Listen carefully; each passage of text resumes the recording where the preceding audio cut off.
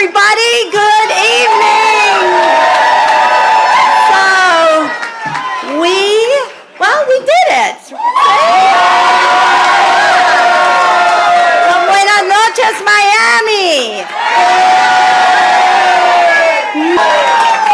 I really am profoundly honored to stand here today as your next mayor.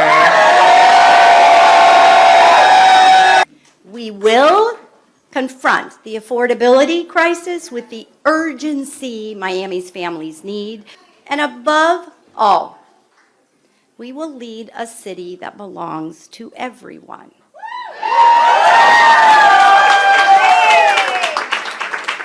A city where seniors can stay, young people can build a future, immigrants feel welcomed and respected. Muchas gracias a todos! So ladies and gentlemen, the city of Miami, Florida has just made history. It has elected a Democratic mayor, something that hasn't happened in almost 30 years. It's also the first time in its entire history that a female mayor has just clinched electoral victory. This is quite a shock because, as you know, ladies and gentlemen, the state of Florida is one of the reddest states in the United States of America. It has a large Republican supporter base, and it's also where Mar-a-Lago, Trump's famous palatial mansion, is based. Ladies and gentlemen, I am really surprised by this development. Please take a keen listen to what others think about this. Please sit back, relax, and enjoy the show. We have breaking news right now. Democrats just scored a historic victory in the city of Miami, flipping a mayor's race from red to blue, electing a Democratic mayor in the city of Miami for the first time in 30 years. Eileen Higgins has defeated Trump-backed Emilio Gonzalez tonight and will be the next mayor of the city of Miami. Now, it's important to distinguish Miami from Miami-Dade County. Miami-Dade County has a Democratic mayor. They have Daniela Levine Cava. The city of Miami has been represented by Francis Suarez and previously by his father, Xavier Suarez. And while Republicans have ruled the city of Miami, not anymore.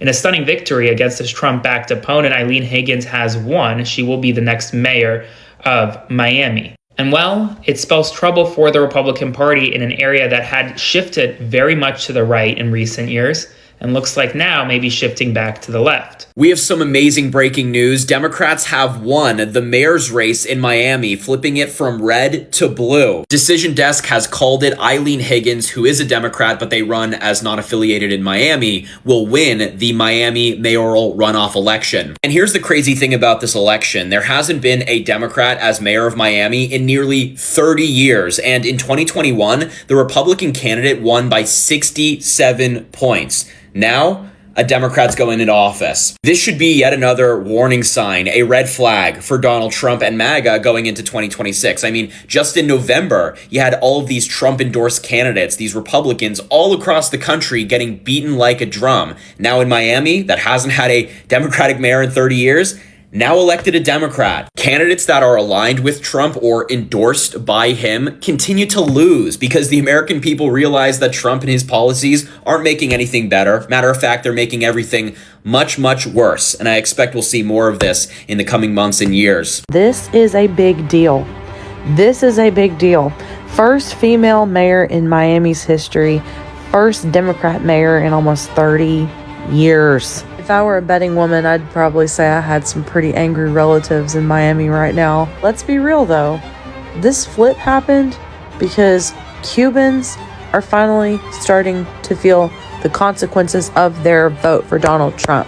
Now, I haven't heard a lot of news coming out of Miami-Dade County and the city of Miami as far as activity connected to ICE, but I'm sure that there are far more Cubans now that are feeling the consequences of ICE's activities than were in January or in November when they voted for Trump. If they haven't been sweeping the streets of Miami with the fervor that they have in Chicago, perhaps they might have some family members from out of town that have been picked up, and now they finally realize that, oh, this shit's touching my life now. I'm not the exception to the rule. Oh my gosh. We're gonna have to elect a Democrat mayor in Miami so that we don't get harassed. We need someone in office in Miami that's going to save us from ICE, because we were promised that we were going to be protected and shielded from all of this. We were the exceptions. We were the special class. Well, it turns out that's not the case, is it? Now they want a Democrat woman in charge. Isn't that funny? Isn't that hilarious? Good for them. For the first time in 30 years, Miami has elected a Democratic mayor, Eileen Higgins, flipping a city that Trump won in 2024 and doing it by almost 20 points. Let me say that again. A city that went red for the first time since 1988 just turned around and elected a Democrat in a landslide, and Republicans are scrambling to explain it. Trump personally endorsed her opponent twice, misspelled his name both times, and tied him directly to Trump's mass deportation agenda and his push to end TPS for Venezuelans, Haitians, and Cubans. Higgins flipped the script. She made the election a referendum on Trump's immigration crackdown, the ICE raids tearing families apart in Miami-Dade, the Alligator Alcatraz detention camp, the attacks on humanitarian parole, TPS, and refugee programs. And in a city that is 50% foreign-born, voters answered loud and clear. They're done with Trump's cruelty. They're done with the fear. They are done with the mass deportation agenda. Local Democrats say the message was simple. Families here are being ripped apart by ICE. Prices are up. Housing is impossible. Insurance is through the roof. And people need leadership, not chaos. So Miami showed up. And they didn't trickle in. They surged. Grassroots organizations made over 300,000 phone calls. Communities that Trump targeted, they mobilized. Immigrant families, they mobilized. Young voters, mobilized. And the result? Miami just elected its first woman mayor ever. And the biggest headline isn't just that Democrats won. It's that they won because people are pushing back hard against Trump's second-term agenda. If this is the bellwether Democrats think it is, 2026 just got a whole lot more interesting. Miami just elected its first Democratic mayor in 30 years. That is major. What did I say months ago? People saw Republicans govern on a local level, on a state level, on a federal level, and they realized they absolutely suck. Republicans, conservatives, MAGA, whatever you want to call them, they are bad at governing. That's not an opinion. That is a verifiable fact. Bro, that is Florida. That's been a red state since both of them Bushes conspired to take that state. And I want to be clear.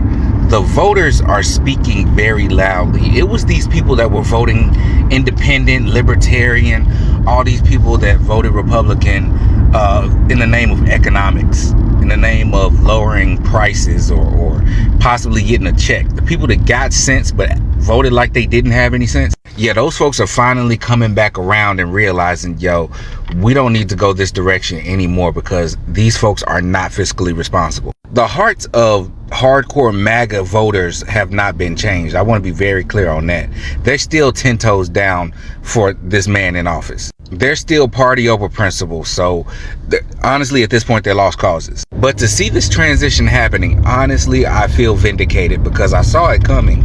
Because look, we got to give people more credit than what we give them. They're smarter than what we say they are or what we think they are. Because they knew if we kept going down this path, we ain't going nowhere. As a matter of fact, we're going to regress into oblivion. They see us falling behind on a global scale. They compare our leadership to other people's leadership, and they look bad in comparison. They have no class. All they do is talk shit, throw out threats, and then not do anything for the people. They started ignoring the people.